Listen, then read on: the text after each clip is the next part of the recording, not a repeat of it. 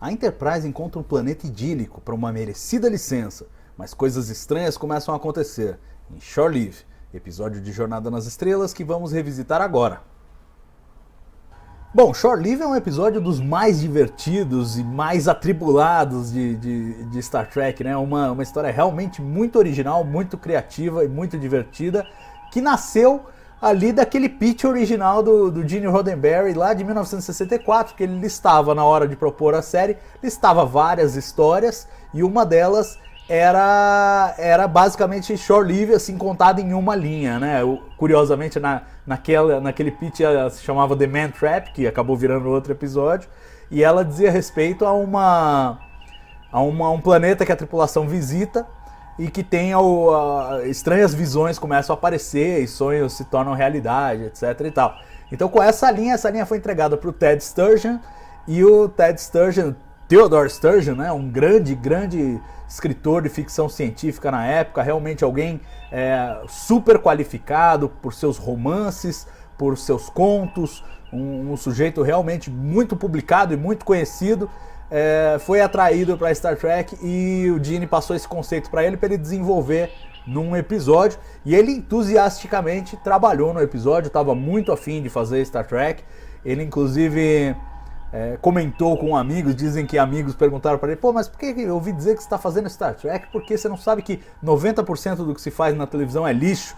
E ele teria respondido falando: poxa, na verdade 90% de tudo que se faz é lixo, né? Como quem dissesse, não é porque eu tô na mídia da televisão que vai ser uma coisa pior ou menos qualificada que os meus textos de ficção científica que eu faço na literatura.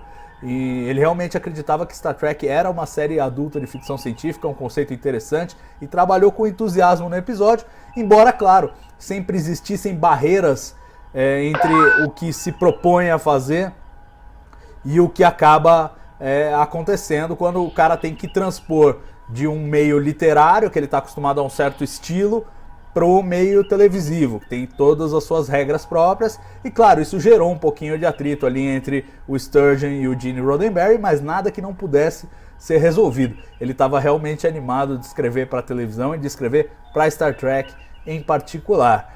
E esse é um episódio que é uma série de historietas, né? Os personagens vão encontrando suas fantasias, a sua própria imaginação.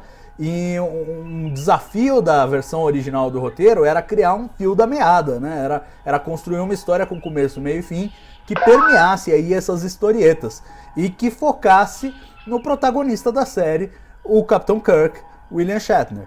Então, o grande desafio da versão original produzida pelo Ted Sturgeon para a versão que foi filmada era justamente fazer essa transição, colocar o Capitão Kirk no centro da história, colocar certos perigos e dramas aí que explicassem a história com começo, meio e fim, explicassem por que os tripulantes simplesmente diante do perigo não iam subir de volta à Enterprise e ir embora e acabar, né? Existia todo um drama envolvido nisso, e isso foi construído já com a produção, com reescritas dentro da produção. Só que teve um detalhe: a NBC recebeu o roteiro e falou: poxa, não, tá ótimo, episódio divertidíssimo, só que ele tem coisas muito fantasiosas, vamos diminuir a fantasia. Ligou pro Gene Roddenberry e falou: olha, diminui as partes mais fantasiosas do roteiro. E o Roddenberry falou: não, beleza, a gente vai fazer isso, vamos reescrever assim. E escreveu um memorando pro Gene Coon, que era então o produtor, né? Falando: olha, precisa reescrever desse jeito, só que esqueceu de mandar um memorando para o Gene Coon, ficou em cima da mesa dele e o Roddenberry saiu de folga. Quando ele voltou, chegou na mesa dele, encontrou o memorando lá que ele não tinha mandado e viu que naquele dia ia começar a filmagem do Shore Leave, e para tornar tudo ainda mais dramático, uma filmagem em locação. Gene Roddenberry falou: puxa vida, tô com um problema. Saiu, pegou o carro, foi correndo para a locação. Esse é o segundo episódio em locação feito em Jornada nas Estrelas, né? O primeiro foi Mir, mas era relativamente tranquilo porque era gravado lá no estacionamento de fundo da própria Desilu. Esse aí já foi uma locação realmente que eles saíram do estúdio para gravar. Eram duas locações, África e USA, uma espécie de um parque ali, são as regiões mais de árvore ali que a gente vê e tal, e onde aparece o tigre, os bichos, etc. que tem um lago, e Vasquez Rocks, que é uma outra locação que também ia ficar bem famosa depois em Jornada nas Estrelas, que é a parte mais montanhosa, rochosa, com menos vegetação. Então eram essas duas locações, e eles estavam nesse primeiro dia no Africa USA. E aí pegou o Gene Roddenberry, o carro, e foi para a locação, e teve que reescrever o roteiro lá. Deitou debaixo de uma árvore, com a prancheta na mão, e reescreveu o roteiro em loco. Não chegou a tempo de mudar o começo, né, a história do coelho, e o coelho ficou do jeito que estava originalmente escrito, mas o resto da história ele deu uma suavizada nos elementos de fantasia. Aliás, a própria aparição do coelho tem uma história curiosa, porque quem estava dentro daquela roupa de coelho era o Billy Blackburn, que é um ator que apareceu muitas vezes na série clássica. Aliás, acho que ele fez 61 episódios. Ele é o Tenente Hadley, que senta ali na navegação, né, do lado do sul, na maior parte dos episódios.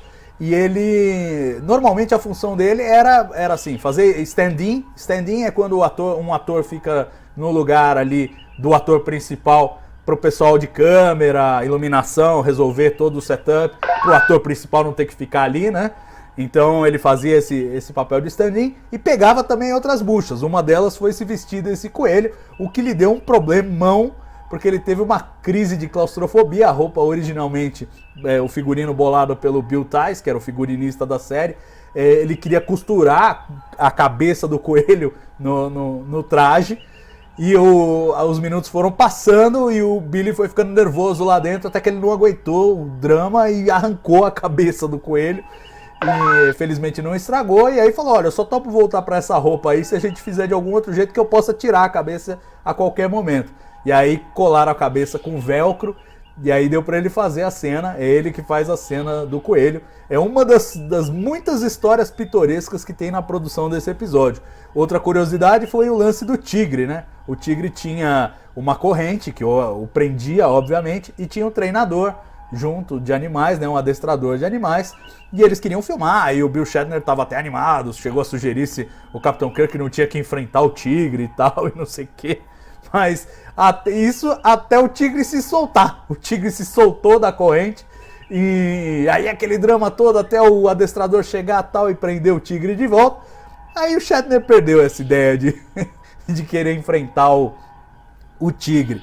E isso a gente vê muito claramente porque na primeira aparição do tigre a corrente está bem disfarçada, e na segunda aparição, já gravada depois que ele se soltou e novamente teve que ser preso, aí a corrente já é bem visível. Os caras tomaram um cuidado adicional para que ele não fosse mais solto. Um dos maiores dramas desse episódio é a morte do Dr. McCoy, que hoje pode parecer apenas um artefato de cena, né? Uma coisa que a gente sabe que vai ser revertida ao final do episódio. Mas naquela época ninguém poderia dizer isso, porque afinal de contas os únicos atores que apareciam como as estrelas principais da série eram William Shatner e o Leonard Nimoy, que estavam na abertura do programa. A rigor, o Dr. McCoy era um personagem de apoio, então ele poderia sim ter morrido, e há um peso real ali na cena da morte dele, é bastante dramática e eficaz, e no final ele volta, e claro, felizmente não perdemos o Dr. McCoy, que era um personagem essencial, mas naquela época era uma questão real se ele havia morrido ou não. Outra curiosidade diz respeito ao Bruce Mars, o ator que interpretou o Finnegan, o antigo algoz do Capitão Kirk na academia. E o Bruce Mars, realmente um ator bastante energético, funcionou super bem para carregar trama, aquele jeito dele provocativo e tal. E uma cena curiosa é uma em que ele tem que subir numa das rochas lá em Vasquez Rocks e ficar provocando o Capitão Kirk. Era uma rocha assim, ali, de altura de mais ou menos uns 5 metros, e o diretor falava: não, vai, agora você pula aí, fica saltitando e provocando e tal. E o Bruce Mars, na verdade, estava com medo de altura ali, estava preocupado de ir na beira da rocha ficar saltitando, mas ele fez e foi efetivo. Como essa briga que ele teve com o Capitão Kirk, realmente, do ponto de vista do que era coreografia de luta naquela época, essa é uma briga bem efetiva. Talvez hoje exagerada e forçada para os nossos padrões atuais, mas para os anos 60 isso aí era o estado da arte em briga de filme. alguns aspectos interessantes sobre os personagens secundários que aparecem nesse episódio. Primeiro, a Ordenança Barrows era para ter sido, e nas primeiras versões do roteiro, era a Ordenança Rand. Ninguém sabia que a Ordenança Rand ia sair da série quando ele começou a ser desenvolvido. E aí isso teve que ser modificado, e com isso algumas partes da história. Originalmente o flerte dela era com o Capitão Kirk, porque era a Ordenança Rand. Aí como passou a ser a Ordenança Barrows, virou, o flerte foi convertido para um flerte com o Dr. McCoy, que funcionou bem para esse episódio, mas acabou sabotando futuras aparições da Ordenança. Pelo mesmo motivo que a Ordenança Rand tinha um problema de ter um envolvimento com o Capitão Kirk, e isso gerava algum conflito em algumas histórias, eles também estavam preocupados em trazer de volta alguém que teria um interesse romântico com o Dr. McCoy. E acabaram deixando de lado, ela só faz essa participação na série. Fora isso, tem o Tenente Rodrigues, que originalmente era para ter sido o Tenente Bailey, aquele mesmo do Corbomite Maneuver. Trocaram por outro personagem, por uma opção de escalação de elenco mesmo, e também, aliás, o Bruce Mars, que fez o Finnegan aqui, ele chegou a disputar o papel do Bailey. Acabou ficando com o Anthony Call no caso do Corbomite Maneuver, mas essa foi a segunda chance dele.